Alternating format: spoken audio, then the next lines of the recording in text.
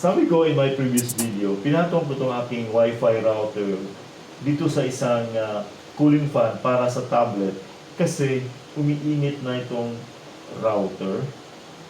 Actually, I bought another cooling fan para dito sa aking tablet kasi umiinit na rin ito. Ito namang aking Samsung Note 20 Ultra, lalong iinit ito pag gagamitin ko sa shooting and editing. Kaya naghanap na rin ako nito ng cooling fan at ang nahanap ko ay ito. Sa aking panonood ng mga videos about phone coolers, iba-iba ang sinasabi ng mga gamers. Una, mayroong nagsabi na ito'y isang liquid cooler kasi may lumalabas na tubig dito sa kanyang cooling plate. Pangalawa, mayroong nagsabi na dapat itapat ito sa location ng chip ng phone para mahigop ang init ng chip. Pangatlo, mayroong nagsabi na ang kagaya nito ay maganda kasi dual cooling. Meron itong fan. In this video, papatunayan ko na mali yung tatlo na sinasabi nila. Una sa lahat, mag-subscribe muna kayo sa aking channel para suportahan ito. You may also join this channel as a member to avail of exclusive perks like priority in comments reply and early access or exclusive access to some videos for members only. You can also help fund some projects here by sharing super thanks. Wow! Itong nabili ko ay galing sa Ventune, ang manufacturer na mga binibili ko na audio cables recently and also nitong dual port charger. Most of the phone coolers ay stylish in design tulad nito na parang galing sa Star Trek to blend with the mood ng mga gamers. Karaniwang ginagamit ng mga video gamers ito to cool down their phones. Kapag uminit ang telepono, the performance of the phone will slow down to protect the phone. In my case, hindi ako gamer, but when I use my phone for shooting and editing, ang tindi ng init. So, kailangan ko to. Isa-isahin natin ang specs nito. Ang official name nito ay Ventune Mobile Color A10 with model number KQK. Ang diameter nito ay nasa 62 mm, just enough dito sa ating phone. Then ang thickness niya dito ay 22.6 mm. Parang walang ibang color nito. Walang ibang color variant, it's black lang. Ang overall material ng fan ay ABS plastic. At mayroong mga parts dito na made of aluminum alloy tulad nitong heatsink that forms the radiator. Meron itong thermal silicone according to the specs, which refers to the semiconductor that helps the cooling. It's the PLT module. I'll have an extended discussion on that later. And sabi sa specs, dual cooling ito kasi meron din itong fan ito na merong 7 blades ng fan, color blue ang blades niya. Then, I'm just amazed that despite it uses a fan with a motor and a semiconductor, plus the RGB lights nito and LED display, it is only powered by 5 volts using any charger via USB-C port. Nandito yung USB-C port niya. Pero, the rated input power nito is 10 watts, so it means kailangan at least 2 amperes ang power supply na ating gagamitin dito. And take note, walang kasali ito na adapter sa package niya. Ito lang ang USB-A to USB-C cable ang pinadala. Ang rated speed ng fan is 5,000 revolution per minute or RPM. So ang motor nito is considered high-speed electric motor na karaniwan nating makikita sa mga RC toys, massage devices, including some home appliances like blenders or grills. Yung 5,000 RPM is described as having rapid spinning or quick movements. So, itry natin, i-on. Plug natin dito. Okay. Meron siyang display dito at lumalamig na siya. Okay. Itong 14, that's the temperature. Meron itong tatlong fan speed. Depende pa paano natin ginagamit ang ating phone. Low speed siya na merong gentle airflow kung nasa L1 siya. L1 ta ngayon. to L1. Then, good for texting lang to sa phone. Bali, hindi uminit yung phone. Medium speed, L2. Kung meron na tong enhanced airflow, para to kung meron tayong pinanood na video. At high speed na merong powerful airflow na ideal speed during gaming or live streaming. Ito yung gagamitin ko na speed L3 during shooting and editing. Now, tatlong paraan paggamit nitong sa ating phone, directly using it on your phone, for example, kung merong MagSafe yung phone mo na didikit ang cooler. But kung katulad dito na phone na hindi metal ang cover niya, yung back cover niya, you can just use this magnetic backplate na ilagay natin dito sa likuran ng phone. Padikit natin yan kasi sticker to. Then pagkatapos, ilagay natin to ang ating cooler. So, ganun siya mangyayari. Then, the sticker is permanently attached to the back cover of the phone. Yung third way is gumamit tayo nitong clip-ons. Ang gagawin lang is install this clip-on dito sa cooler. Madali lang ito ilagay. Ganun lang siya.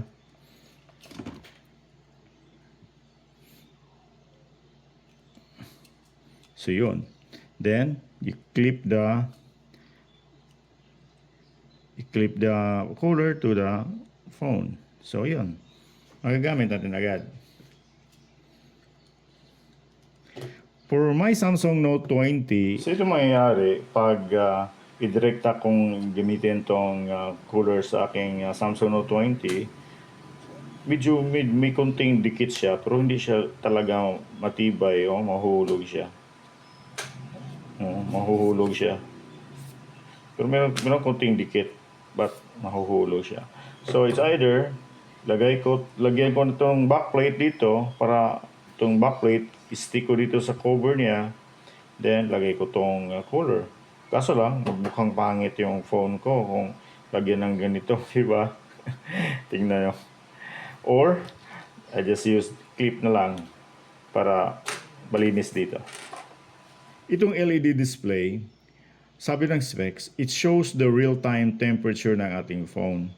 Pero I'm wondering kung paano niya ginawa. Siguro ang feeling ko is, ang temperature ng nilagay dito is the temperature ng cooler ng PLT module sa loob. Okay? Hindi yung temperature ng ating phone, ng ating back cover ng ating phone. And finally, the RGB lighting here enhances the gaming mode kung maglalaro tayo sa ating phone. Balikan natin yung sinasabi ng iba na this is liquid cooling. Pag malamig kasi ito, malamig na malamig, itong cooling plate niya sa likuran ay meron lalabas na tubig. Okay? Nagtubig na. That tubig is the condensation as an effect of the hot side and cool side ng PLT module. Ito ang PLT module. If you want to know more about this, meron akong 2 videos experimenting with this. Panoorin nyo. Ang ginagamit na PLT module dito ay hindi tulad nito na malaki at kailangan ng malaking kuryente to operate. Ang number nito is TEC1 12706. 12 means 12 volts. 6 means its operating current is up to 6 amperes. Ito, ang ginagamit dito ay isang compact PLT module, yung number na TES1 4903. 49 is 4.9 volts and 3 is the operating current up to 3 amperes. Kaya, pwede ito gamitan ng 5 volts at 3 amperes. Kaya, ang power supply nito ay USB-C. Kasi 5 volts. Sinilip ko ang ilalim dito at nakita ko ang PLT module na maliit na nakadikit dito sa kanyang cooling plate. Kaya dito natin itapat ang back cover ng phone. ang ginawa ng cooling plate ay parang nilagyan ng ice bag ang noo ng isang tao na may lagnat para mapigilan tataas ang temperature. Itong cover ng ating phone, especially kung metal, ay magsilbi na heat sink ng phone.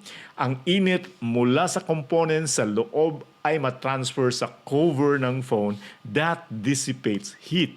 Hindi natin pwede sabihin na dapat ilagay natin ang phone collar doon sa tapat kung saan na-locate ang chip sa loob ng phone na siyang iinit during intense operation ng telepono. Hindi nakadikit ang chip sa loob ng phone dito sa back cover. Ang init sa chip at ibang components ay magta-transfer dito sa ating cover. Ang init naman ay mag-scatter sa buong cover ng phone. Although, totoo na mas mainit yung area na andon ang chip. But it doesn't mean na doon lang talaga natin ilagay ang cooler. Kahit saang banda sa cover ng phone, pwede natin ilagay ang cooler. Itong fan sa loob ng cooler ay hindi direktang nakakatulong sa pagpalamig ng phone. Kasi ito'y ginagamit upang maipalabas ang init mula sa PLT module. Parang ganito ang nangyari. Okay. Parang ganito ang nangyari. Ito ang cooling plate na nakadikit sa cool side ng PLT module. For example, ganyan or ganyan. So, this side mainit ang nakatapat dito sa fan. Okay? Ganoon siya. Ang malamig naman dito ay nakatapat dito sa cooling plate. So, hindi hinihigop ng fan ang init mula sa ating phone kasi merong PLT module nakaharang dito, nakadikit sa cooling plate. Although the fan helps in the cooling system kasi the PLT module needs to lower the hot side temperature para mapababa niya ang temperature dito sa cold side at lalong lalamig ito. So, nasagot ko ang tatlong sinasabi nila. By the way, susubukan muna natin ito. For about 30 minutes, nakalagay na dyan yung cooler. Hindi ko ginamit. I just put it on the table. It only takes about 20 minutes to reach to 5 degrees. Pero, more than 5 minutes na nasa 5 degrees na siya. So, hindi na siya gumalaw. It's about 10 minutes na actually na nasa 5 degrees lang siya. Then, ang likuran niya, tingnan natin ang ating plate. Ang basang-basa na, magtubig na dahil sa lamig. Malamig siya. Pero hindi na siya bumaba pa less than 5 degrees. Inangat ko, umakyat siya ulit. Then, ang speed niya, try natin. Nasa L2, L1, L3. Okay? Try natin L3. Mabilis siya. So, umakyat siya ulit sa 9. Hintayin natin. Bababa ba? Tingnan natin kung mabilis ba siyang bumaba.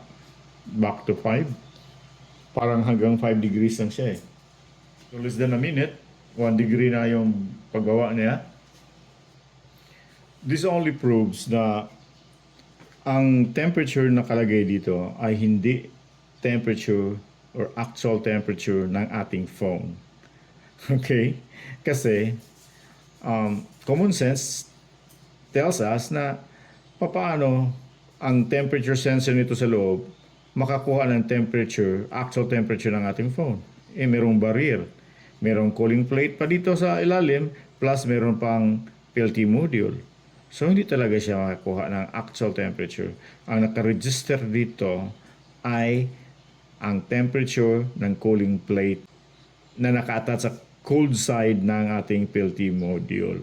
So, mali yung ibang mga nagre-review ng mga ganitong mga phone cooler na nirefer nila tong temperature dito as